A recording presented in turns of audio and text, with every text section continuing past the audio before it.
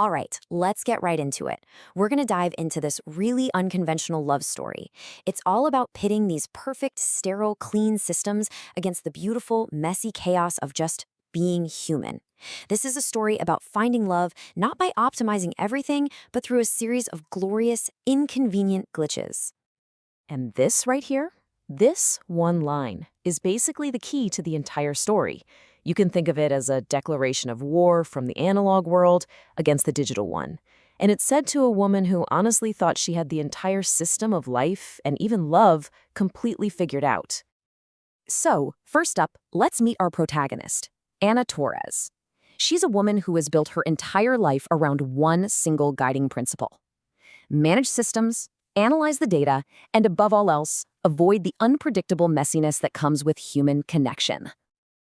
I mean, just look at this list. Anna's career path is a wild ride through our bizarre, commodified world.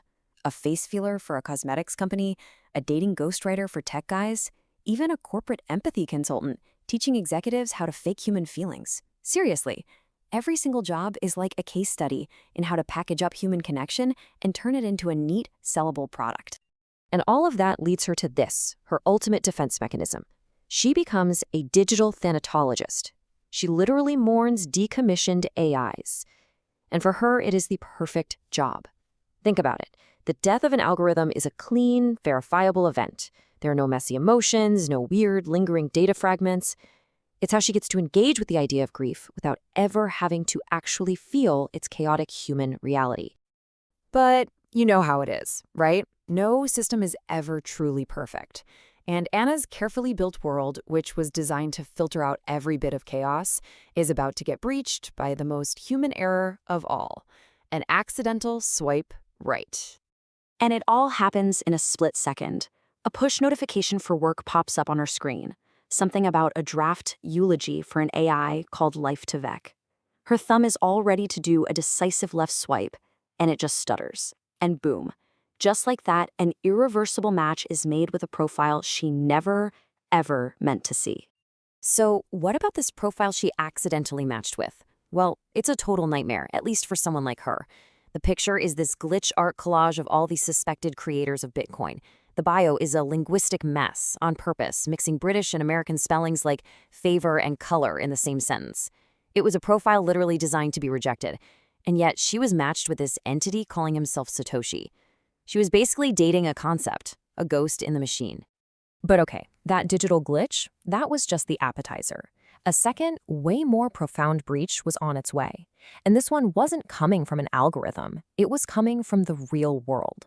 This analog glitch was about to prove that reality, well, reality is the ultimate hack. Okay, so side channel attack sounds super technical, right? But here's why it's so important for our story. A side channel attack isn't about breaking the code itself. It's about exploiting the physical, messy reality of the system it runs on. And Anna, she's about to experience a side channel attack on her own life. It's just a simple QR code on a dirty brick wall down an alley she never, ever takes. It's a total intrusion from the physical world into her perfectly curated digital life.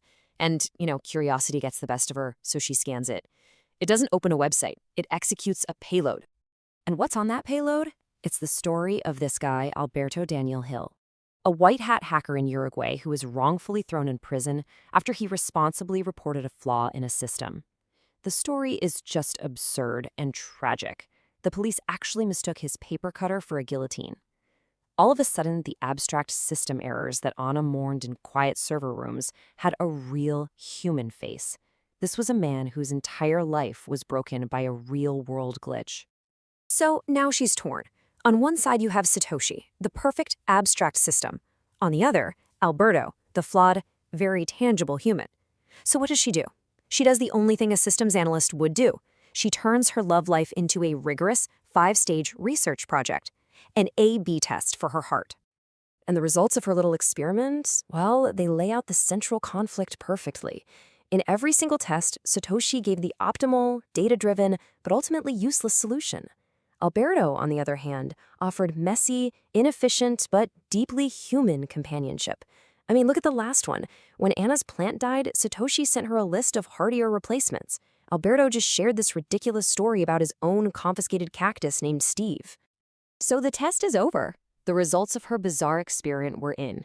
And while Satoshi represented this kind of perfect, frictionless world, Alberto represented something far, far more powerful, the beauty of a difficult reality. And the deciding variable really came down to this one thing she called applied inconvenience. For Satoshi, inconvenience was this fascinating theory you could talk about. For Alberto, it was his entire life. So Anna had to choose, not just a person, but a whole way of living. And she chose Alberto. She chose to reject that perfect, theoretical utopia and instead embrace the harder path to actually live a life of inconvenience, not as some cool philosophy, but as an act of solidarity with a real, wounded human being. But hold on. This story doesn't just end with her picking a guy. It wraps up with a really heartbreaking acceptance and a radical redefinition of what love can actually be. Just when Anna commits to him, Alberto reveals this vow he's made. He quotes the Uruguayan national anthem, the fatherland or the tomb, and explains that his life is just a constant fight against injustice. A family, a peaceful life, for him, those are vulnerabilities he just can't afford. Their love isn't about retreating from the world. It's a shared commitment to a fight. Now, to really get the power of what Anna does next, you gotta understand this one concept. The Genesis block is the unchangeable origin of the entire Bitcoin system. It's the beginning. And Anna decides she's going to create her own. She actually takes control of one of Satoshi's original untouched Bitcoin wallets and embeds a message permanently into the public ledger. It's Alberto's own term for his wrongful imprisonment, his personal catastrophe. She uses a tool of pure disembodied logic to create an eternal monument to a single human's pain. And in doing so, she proves that the truest rebellion is leaving an indelible human mark on the world. So, all of this leaves us with a pretty big question, doesn't it? If love is some kind of protocol, what's its ultimate proof? Is it a clean, verifiable transaction that brings two people together? Or is it something messier, an inconvenient, indelible, and profoundly human mark left on an immutable public ledger, not as a union, but as a powerful act of unwavering solidarity?